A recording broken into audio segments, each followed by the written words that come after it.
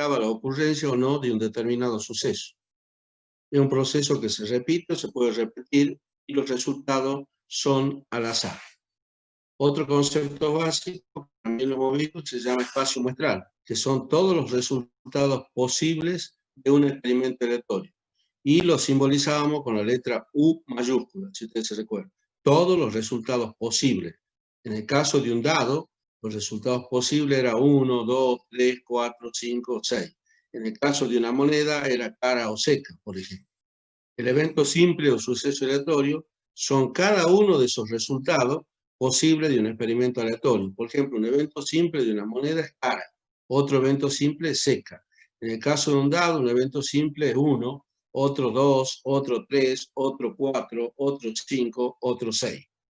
En cambio, evento, que es, digamos, otro concepto básico, eventos son todos los posibles grupos formados por los eventos simples de un experimento aleatorio.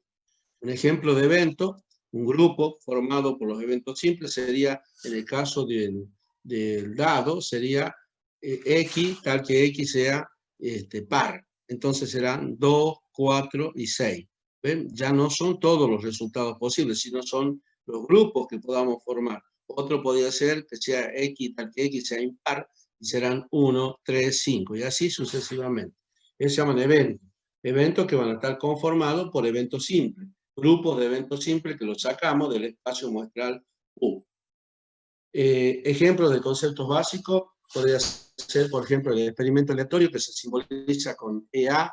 ¿No? Si EA significa experimento aleatorio, tirar una moneda. El espacio muestral U va a ser cara o seca, como les decía hace rato, cara o seca. El evento simple 1 será cara, el evento simple 2 será seca.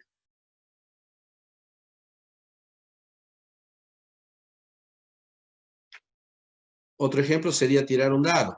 El espacio muestra luz va a ser 1, 2, 3, 4, 5 y 6. Son todos los resultados posibles que se puede dar al realizar el experimento aleatorio. El evento simple 1 será 1, el 2 será 2, el evento simple 3 será el número, la cara del 3 del dado, y así hasta llegar al evento simple 6, que será el 6. Un evento ya es otra cosa, como decíamos, son los grupos formados, puede llamarse A, el evento 1A, y será X tal que X sea par. Por lo tanto, A va a ser igual a 2, 4 y 6. Un evento 2 podría ser X tal que X sea impar, por lo tanto B será 1, 3 y 5. El evento 3, que lo llamamos C, X tal que X sea mayor que 3. En ese caso, el C será igual a 4, 5 y 6. Bien.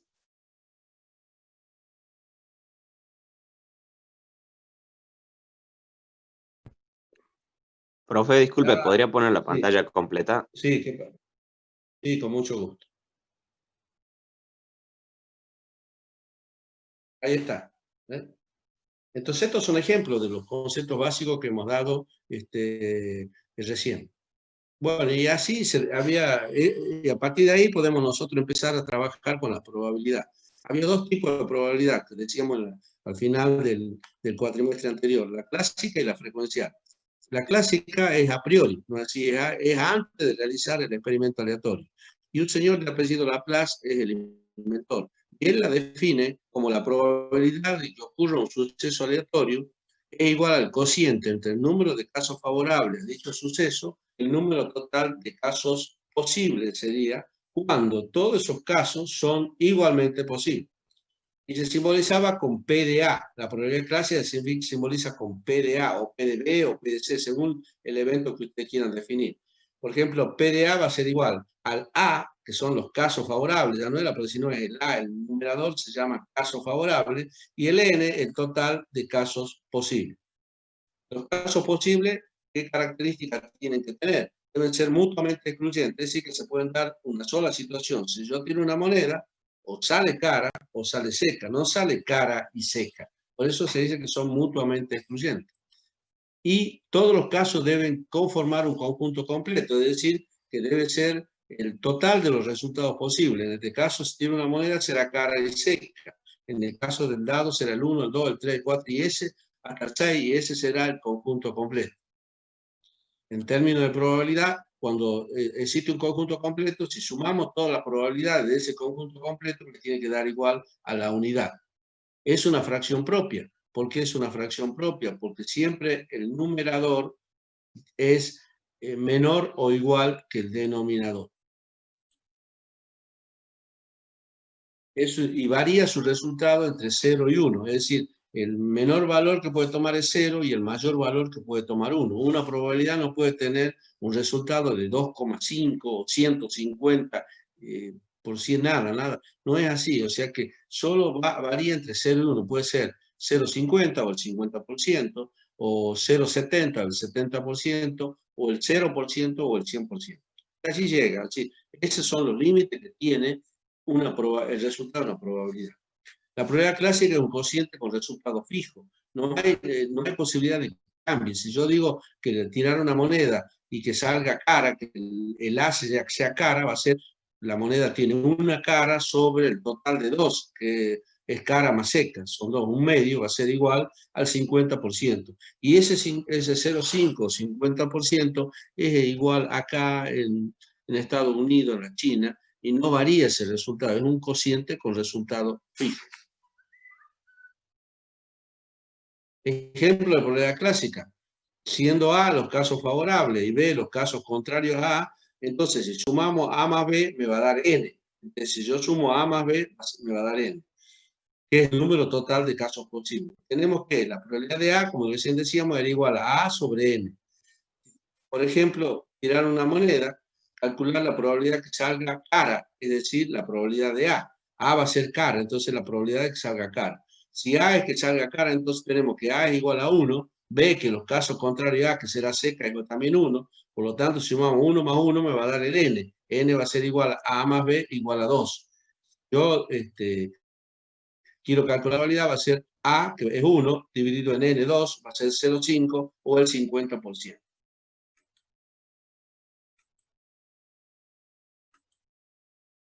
La probabilidad de B, que sería seca, ¿no? Así, va a ser también una seca, en la moneda está seca, que es 1, sobre N, que el total es un medio, 0,50 también, y el 50%. De tal manera que si yo sumo la probabilidad de A más la probabilidad de B, me tiene que dar igual a 1 o el 100%. Probabilidad de A más probabilidad de B, 0,50 más 0,50 me da 1 o el 100%. Es un ejemplo, por ejemplo, de la probabilidad clásica. Otro ejemplo, tirar un dado. Calcular la probabilidad de que salga el 3, es decir, la probabilidad A es que salga el 3. Yo tiro el dado y quiero ¿cuál es mi probabilidad de que salga el número 3 al tirar el dado? Entonces A va a ser los casos favorables, es que salga el 3. Y ustedes saben que en un dado hay un solo 3, entonces es el evento simple. Y B los casos contrarios a A, que no salga el 3. ¿Y cuál es que no salga el 3? O que salga el 1, el 2, el 4, el 5, el 6, son 5 eventos simples. Por lo tanto, si yo sumo A más B, me va a dar N, el total va a ser A vale 1, B vale 5, si 1 más 5 me va a dar N, que son 6 los casos posibles. Por lo tanto, la probabilidad de A va a ser A sobre N, va a ser probabilidad de A, el 3 sale una sola vez, sobre 6, que es el total de casos posibles, va a ser un sexto.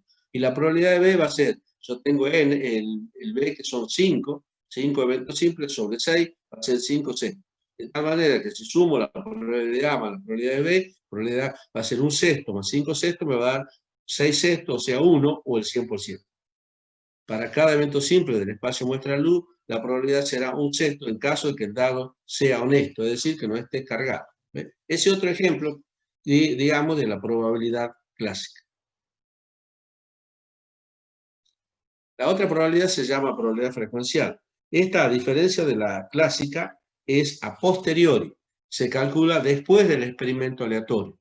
Y es igual al cociente entre la frecuencia absoluta, no ha sido la cantidad de veces en que sale digamos, el caso favorable, y el total del experimento aleatorio. Entonces, se simboliza con F de A, ya no es P de A, sino es F de A, es igual a un F también, pero de A minúscula, que es la frecuencia absoluta, o sea, la cantidad de veces que se repiten los casos favorables, sobre N. Entonces, esta se calcula después del experimento aleatorio, es igual al cociente entre la frecuencia absoluta, F minúscula, A minúscula, ¿no es así? Y el número total de ensayos efectuados, que es N. Es una fracción propia, igual que la probabilidad clásica. Siempre el numerador es menor o igual que el denominador. Es un cociente entre dos cantidades positivas y su resultado es variable. Acá, a diferencia de la probabilidad clásica, que era fijo, el resultado acá es variable. Y varían también entre 0 y 1. Los valores de la probabilidad frecuencial tienden a estabilizarse, digamos, alrededor de un determinado valor, lo que permitirá postular un valor determinado como valor de probabilidad. Esto merece una acotación. Ustedes deben saber de que cuando yo hago un experimento aleatorio, ¿no es así? Y calculo la probabilidad frecuencial, es decir, después del experimento aleatorio, y vamos a ver qué es lo que pasa. Por ejemplo, si yo tiro una moneda, una moneda 100 veces, ¿no es así? Antes del experimento aleatorio sabemos que, y quiero que salga cara, antes del experimento aleatorio sabemos con la de Laplace que es el 50%. Pero cuando hago la frecuencial y tiro 100 veces la moneda, capaz que la FDA, o sea, la frecuencia absoluta, esta que hablábamos recién, se repite cara 49 veces, va a ser 49 sobre 100, y me va a dar el 49%, y no va a ser igual a la probabilidad clásica. Pero cuando yo hago experimentos aleatorios a infinito, o sea, hago infinitos experimentos aleatorios, el resultado de la probabilidad frecuencial se estabiliza alrededor de una cantidad determinada, y ese alrededor va a ser el 50%, es decir, que ahí va a coincidir con la probabilidad clásica, cuando, digamos, hagamos infinitos ensayos.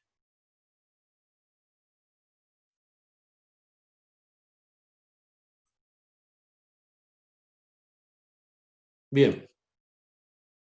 Ejemplo de probabilidad frecuencial. Esta se calcula, como decíamos, a posteriori, o sea, después del experimento aleatorio. Y es igual al cociente entre la frecuencia absoluta y el número de ensayos efectuados. F de A, como decíamos el rato, va a ser igual a la frecuencia absoluta sobre N. F de A chiquitito sobre N. Por ejemplo, experimento aleatorio 1. Tirar una moneda 100 veces. Calculamos la probabilidad de que salga cara y se va tirando la moneda 100 veces. Y se va contando cuántas veces sale cara y cuántas veces sale seca. Si cara salió 51 veces, esa va a ser la frecuencia absoluta, o sea, el numerador de este cociente va a ser 51 sobre un total de 100. Entonces, si sale cara 51 veces, va a ser la frecuencia absoluta, F de A.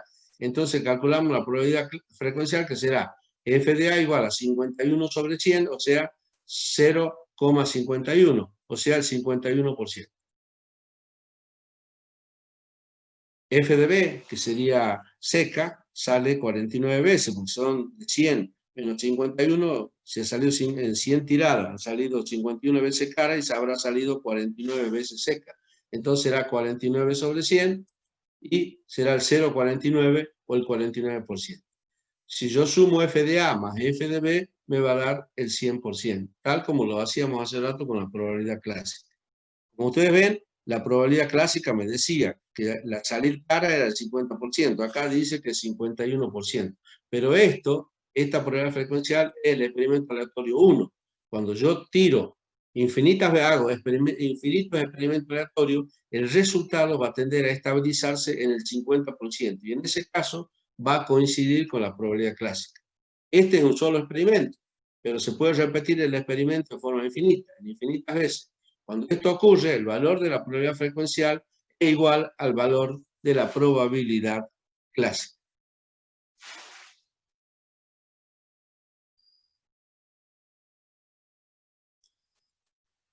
Y ahora vamos a ver algo de evento o de conjunto, ¿sí? El ejemplo, vamos a trabajar con un ejemplo para que ustedes entiendan. El ejemplo, experimento aleatorio, EA, experimento aleatorio, no se olviden que yo les he dicho que esa es la simbología, tirar un dado. Espacio muestra luz de tirar un dado va a ser, yo estoy dando estos ejemplos de tirar un dado, de tirar una moneda, porque son muy didácticos. Ya vamos a ver más adelante unos ejemplos que son muy distintos a tirar un dado y que estos ejemplos didácticos se aplican o se pueden, digamos, aplicar en cualquier tipo de situaciones en donde uno quiera calcular la probabilidad. Entonces, estos ejemplos es para que ustedes vayan entendiendo, ¿no? Así ya vamos a ver enseguida otros ejemplos que van a ver que ya no va a ser tirar un dado o tirar una moneda. Con el ejemplo del experimento aleatorio, tirar un dado. El espacio muestra luz, ustedes saben, es 1, 2, 3, 4, 5, 6. Ese sería el espacio muestra luz. Y el evento A, por ejemplo, sería el A, 1, 3 y 5. Ese sería X sea, X tal que X sea impar. B sería 1 y 4. C sería 4, 5 y 6. Y el D, 2, 4 y 6. Es decir, que tenemos 1, 2, 3, 4 eventos. 4 eventos formados por los eventos simples del espacio muestra luz. Bueno, para poder trabajar eso con esos 4 eventos, podemos hacerlo dentro del álgebra de eventos a través de la intersección de eventos, unión de eventos o complemento de eventos. La intersección de eventos es cuando un evento simple se repite en otro evento que hemos dado. Tenemos y lo estamos tratando de intersectar. Por ejemplo, el evento A y B es el conjunto de todos los elementos comunes de A y de B. O sea, si yo tengo A, volvamos al ejemplo, 1, 3 y 5, y el B tengo 1 y 4, la intersección es el evento simple que se repite. Y ustedes ven acá, es 1, ¿ves? Tenemos 1, 3 y 5, y acá tenemos 1 y 4. El evento simple que se repite es 1, por lo tanto, la intersección entre A y B va a ser igual a 1, ¿ves? Ahí está, igual a 1. Vamos a otro ejemplo. B y C. El evento B es 1 y 4, el C es 4, 5 y 6. Entonces ustedes ven que acá el que se repite es 4. Entonces vamos a ver que B y C es igual a 4. Entre C y D, 4, C es 4, 5 y 6, y el D es 2, 4 y 6. O sea que el que se repite es el 6. Perdón, el que se repite es el 6D sería el 4 y el 6. ¿No es así? Acá yo me equivoqué, tiene que ser 4 y 6. 6D, 4 y 6. El A y D, ¿no es así? El A es 1, 3 y 5, y el D es 2, 4 y 6. No hay ninguno que se repite, entonces será igual al conjunto vacío. En este caso son eventos mutuamente excluyentes, es decir, no existen elementos comunes entre los eventos. No existen eventos simples que se repiten. Esa sería la intersección de los eventos. Y se simboliza A y B o la U al revés. ¿No es decir? A, la U al revés, intersección, o A y B. Esa sería la intersección de los eventos. Así se simboliza A y B, o A, la U al revés, B, o B, la U al revés, C, y así sucesivamente, no así se puede simbolizar. A y B, o A, la U al revés, B. La unión de los eventos es A, la U, unión, que significa unión, D, o A o D. Puede ser, en vez de A unión D, la U, se puede poner A o D, es lo mismo. Es el conjunto de todos los elementos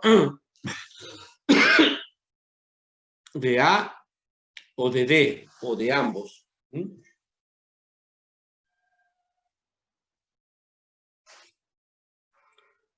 El ejemplo sería A unión D. A era 1, 3 y 5, y D sería 2, 4 y 6. Si yo lo uno a todos, entonces van todos los eventos simples, no así dentro de ese evento A unión D. Va a ser, por ejemplo, 1, 2, 3, 4, 5 y 6. Esa es la unión de eventos. Que yo les dije que se simboliza con la letra U mayúscula o bien con O, A o D, o A, U, D, que significa A unión D. En cambio, la intersección era A y B, o A, la U al revés, intersección B. El complemento de los eventos es A complemento, se lo coloca como sub C o como sobre C, como ustedes quieran. De la misma manera, eso significa complemento, que es el espacio muestra luz menos el A. ¿No? Es decir, que es el conjunto de todos los elementos del espacio muestra luz que no están en el evento respectivo. Es el conjunto de todos los eventos. El evento simple sería los elementos del espacio muestra luz que no están en el evento repetido. El A complemento va a ser 2, 4 y 6. Y el B complemento va a ser 2, 3, 5 y 6. Por ejemplo, veamos el ejemplo. Como corolario podemos afirmar que A más A complemento, no es decir, A más el A complemento va a ser igual a U. O que el B más el B complemento también va a ser igual al U. ¿Me entienden? El A, ustedes saben, es, por ejemplo, 1, 2, 3, 4, 5 y 6, perdón, el U va a ser 1, 2, 3, 4, 5 y 6, ¿ves? Ese es el espacio muestral U. Menos el A, que son 1, 3 y 5, ¿qué me queda? Lo elimino al 1, lo elimino al 3, lo elimino al 5 y me queda 2, 4 y 6. Ese es la complemento. Si lo haría con el B, no sé, con el B este sería, el U, saben, es 1, 2, 3, 4, 5 y 6, menos el B, que es 1 y 4, ¿qué me quedan? Me quedan 2, 3, 5 y 6. Ahí está, 2, 3, 5 y 6. Ese son los Profe, ejemplos. Sí, una sí, consulta. sí. Estos tres ejemplos que nos está poniendo de del álgebra, la intersección, la unión y el complemento, ¿se pueden realizar entre dos eventos simples solamente o se puede hacer entre dos o más? No, no hablemos de eventos simples, de eventos. De Una eventos, cosa perdón. son los eventos simples, otra cosa son los eventos. Por eso yo les daba los conceptos básicos. Una cosa es el evento simple, el evento está conformado por grupos de eventos simples. Y estos son, el A es un evento, este A. El B es otro evento, el C es otro y el D es otro evento. Sí, se pueden formar por dos o más eventos, ¿me entiendes? Si yo quiero la unión de A, B y D, puedo formarlo, ¿me entiendes lo que le digo? O A, C y D lo puedo formar, pero lo puedo poner a todos los eventos que conforman A, C y D, y los que se repiten hay que restar. ¿Me entiende? Porque si no, lo estaríamos considerando dos veces. No sé si me entiende. Claro. A Sí, sí, ver, por está ahí, ejemplo, profe. le doy un ejemplo. ¿Cómo haría usted la unión entre el A? Mírenlo a los ejemplos. Entre el A, el B y el D. ¿Cuál sería? ¿Cuál sería La el B? unión, ¿sí? A unión B, unión D. ¿Cómo sería? 1, el A sería 1, 1, 3, 1, 5. 2, 1, No, no, 2, hagamos, 3. coloquemos lo del A, después lo del, para que no se confunda, coloquemos lo del Ah, A, bien. luego lo del B y luego lo del D. En el A sería el A unión B, unión D sería igual, abro corchete, sería 1, 3, 5, es el A, ¿no? Así. ¿Cuál Sí. sería el B? 1, 1, 4. 4, ¿Y cuál sería el D? 2, 2, 4 4 y y 6. 6. Bueno, ¿cuáles son los que se repiten? El 1 ¿Cuál más? y el 4. El 4.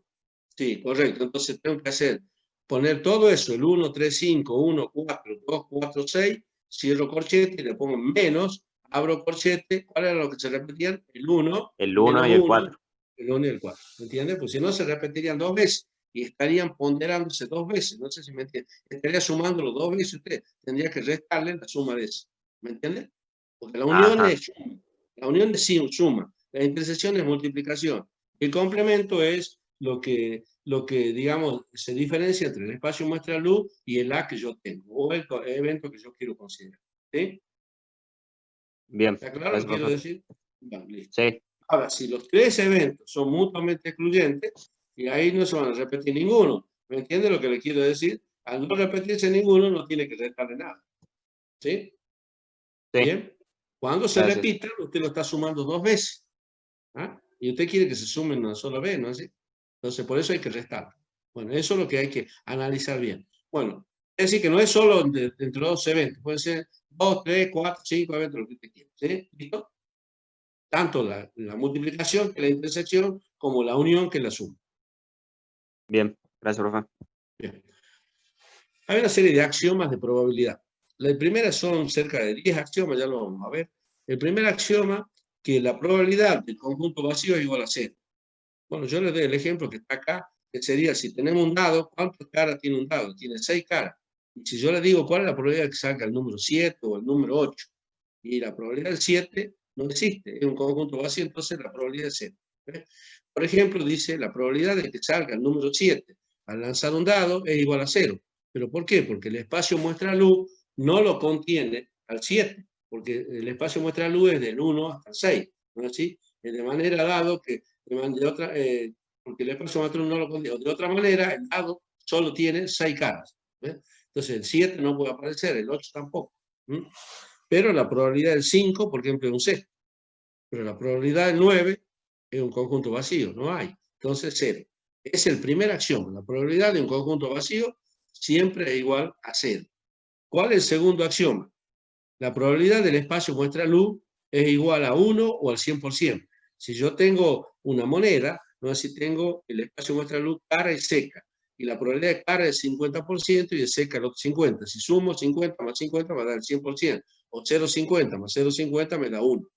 En el caso del dado, la probabilidad del 1 será un sexto, hasta llegar al 6 que será un sexto. Si sumo todas las probabilidades, ¿no? Así va a ser igual a 1 o al 100%. Por eso es que la probabilidad del espacio muestra luz va a ser siempre igual a 1 o al 100%.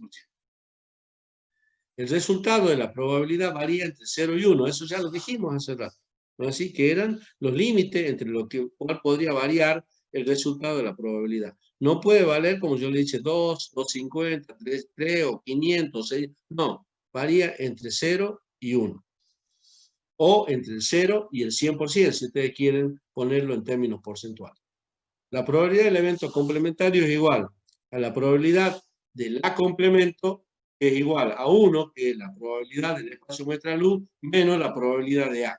Entonces, ese es otro axioma bastante interesante. Nosotros hace rato decíamos que el A complemento era igual al espacio muestra luz menos la probabilidad, ¿no es así?, de A, por ejemplo.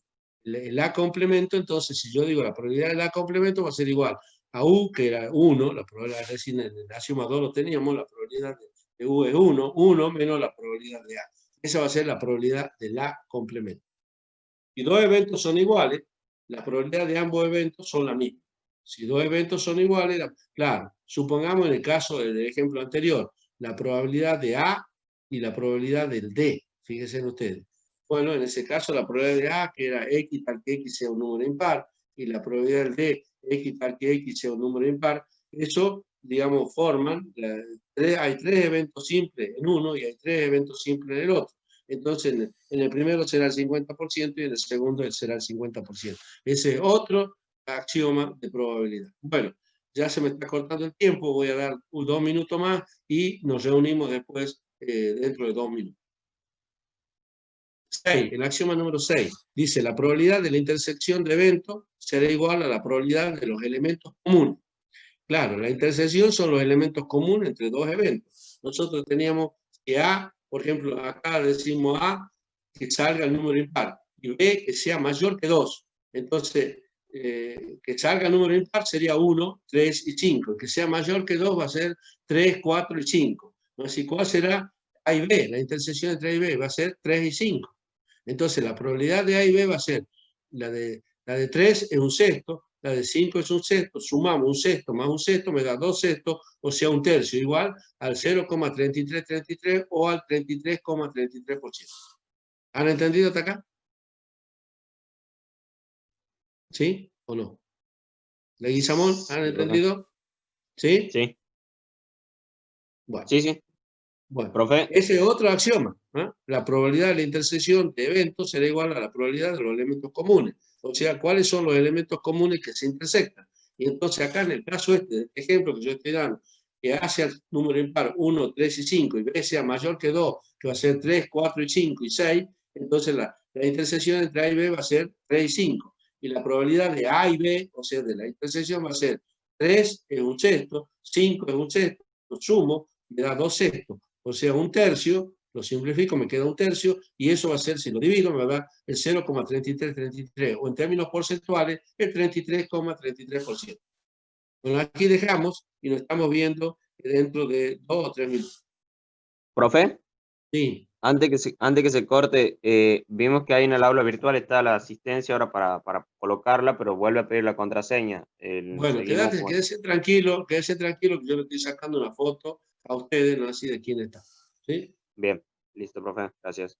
Listo. Ve, ahí lo tengo ya todo. Bueno, nos vemos dentro de 2 o 3 minutos.